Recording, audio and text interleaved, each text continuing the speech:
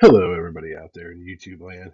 This is Big Jake coming at you from 3MVTA, and I'm just here to give you my 10 favorite PS1 games, going all the way back to the original PlayStation console, and also that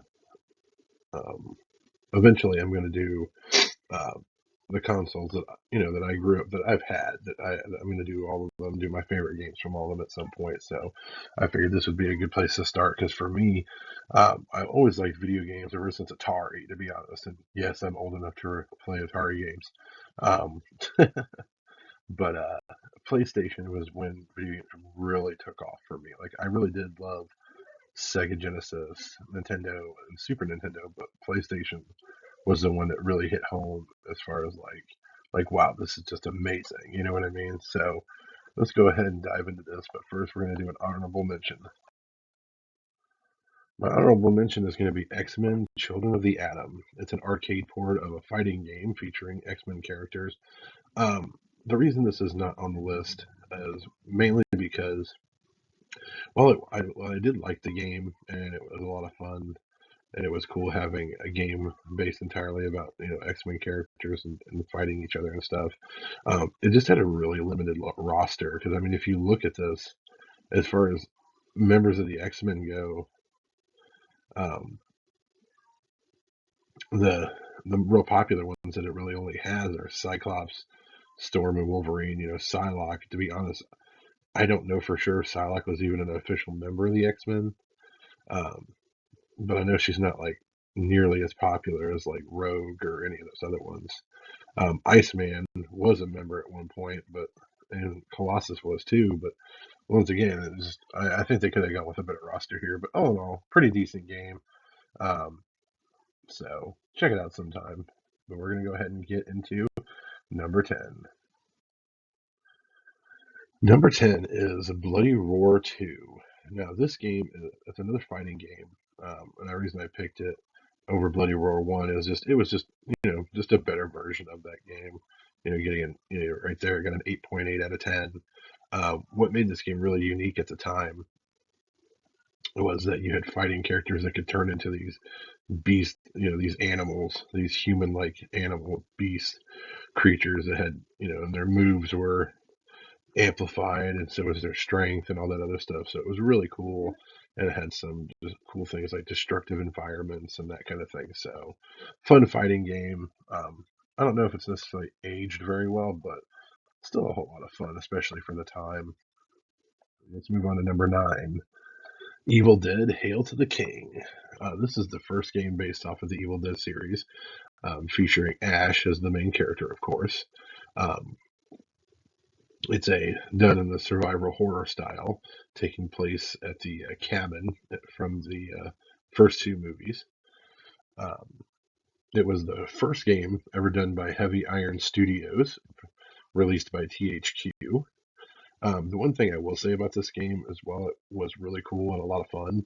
It gets really hard really quickly, so with to be honest, you don't really have a lot of time as the player to like adjust to that. So that's one thing I think that could have definitely been improved, which was improved in later Evil Dead games. So, but if you want to see where it all started as far as Evil Dead games go, check it out. Number 8, Dino Crisis. This game um, is another one. It was just a lot of fun. It's basically Resident Evil but with dinosaurs, and that's what made it so cool. Is by because by this time we already had the survival horror zombie games and all that, but this was something different. It was dinosaurs.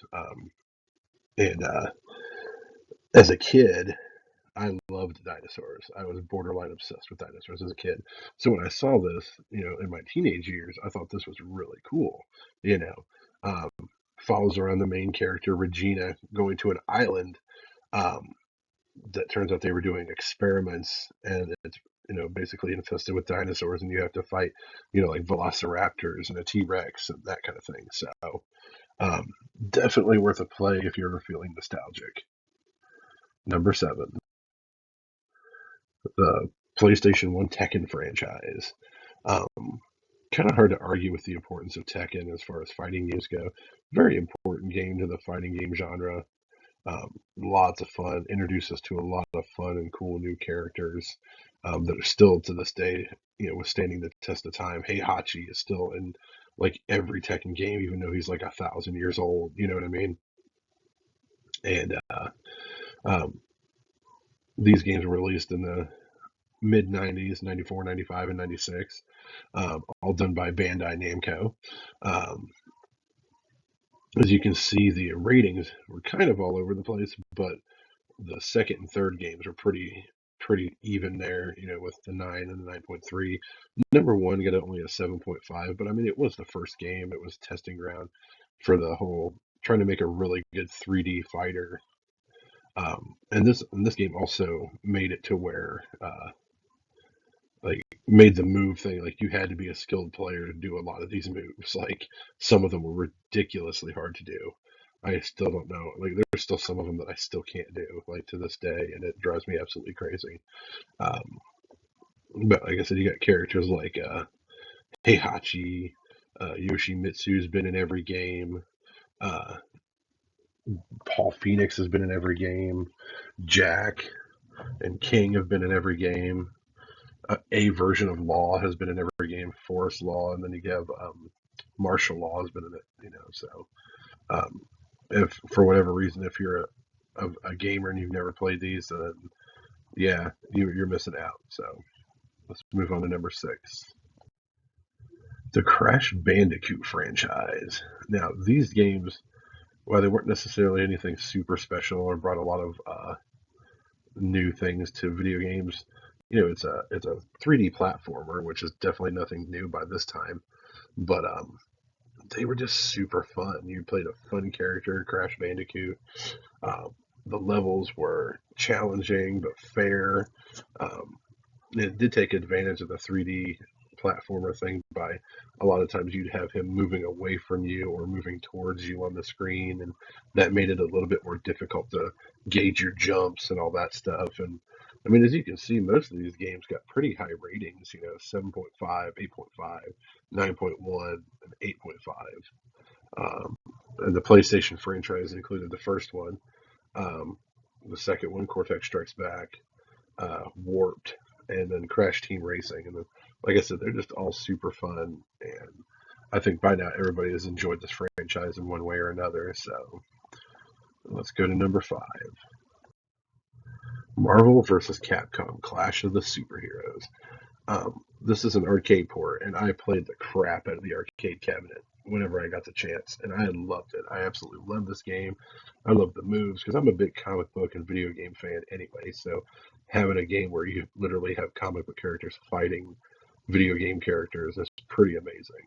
And the rosters were awesome. They made other. They've made what 4 of them now. So the one thing I will say about this is unfortunately, the console port of the first one is missing characters like Iron Man. Blackheart's not there, so which was a little disappointing because Iron Man was one of my favorite characters to play as. Blackheart, you could do some pretty gnarly things with him if you knew how. So, but awesome game. Um, did really well on the PlayStation, and yeah, that's really all I can say about it. We'll go to number 4. Number 4, Silent Hill. Here we have another survival horror, but unlike a lot of games, the emphasis on this was not just the monsters, it was the psychological aspect of the game. You play as Harry Mason trying to find his daughter in the town of Silent Hill, and you uncover this like crazy, like supernatural, like conspiracy, and it's just crazy characters like Pyramid Head, who, as far as I know, is supposed to represent death. Um, so yeah, it's just amazing survival horror game.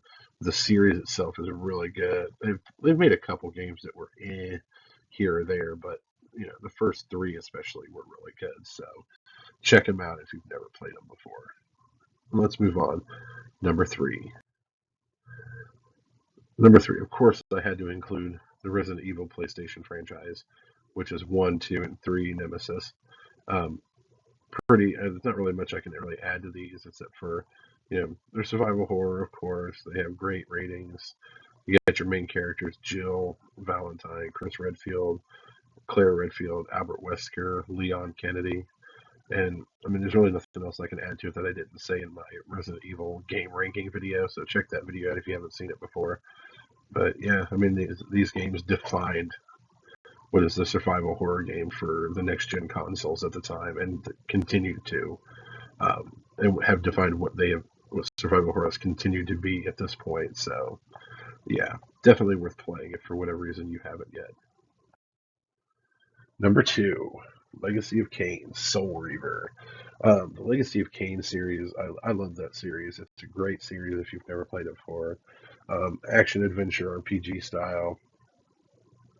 Um, this game follows Raziel as the Wraith, um, aka he is the Soul Reaver for the Wheel of Fate, who is the elder god that basically rules over this world, that controls what does and doesn't happen a lot of times. And basically, what it is Kain becomes insanely jealous of Raziel and throws him into the abyss and kills him.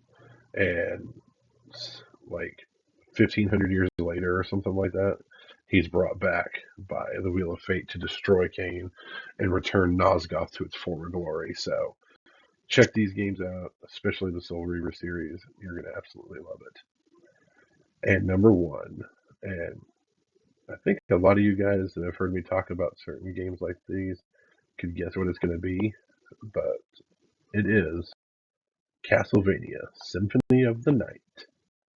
This game is arguably the best Castlevania game ever made. It was so good that they even did the style that they did in it even created its own term for it called Metroidvania because it uses a map system very similar to Metroid and Super Metroid. Um, but I mean, this game is just awesome. It's so much fun. I still play it to this day. Um, and it's just you follow Alucard, or you can play as Richter Belmont if you choose to, but you can follow Alucard on his quest to stop his father and stop the wizard Shaft from resurrecting Dracula.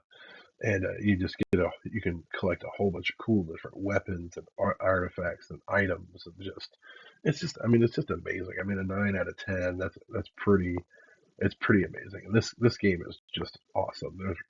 I just can't emphasize how great of a game I really think it is. So, if for whatever reason this game has eluded you, I know it's still fairly expensive to buy, but there's other there's other ways you can play it other than buying the original PlayStation version or the original Dreamcast version. So, um, but yeah, check it out. Like I said, in my opinion, it might be the best Castlevania game they've ever released. So, um, if you haven't played it, play it. It's 100% worth your time, and it's so it's so worth it going through all the different sections of Dragon because the whole game takes place in the castle, which is really cool too.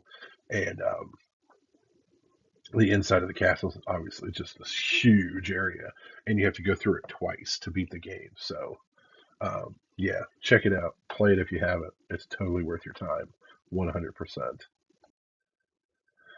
So, and there we have it, folks. My 10 favorite PS1 games. Please like and subscribe, and I really hope you enjoyed this. Next time on this channel, I'm going to do my 10 favorite Christmas movies in anticipation of the holiday coming up this week. So, I hope, once again, I hope you guys enjoyed. Please like and subscribe. Link to my channel down below, and I'll see you guys same nerd time, same nerd channel. Have a good day.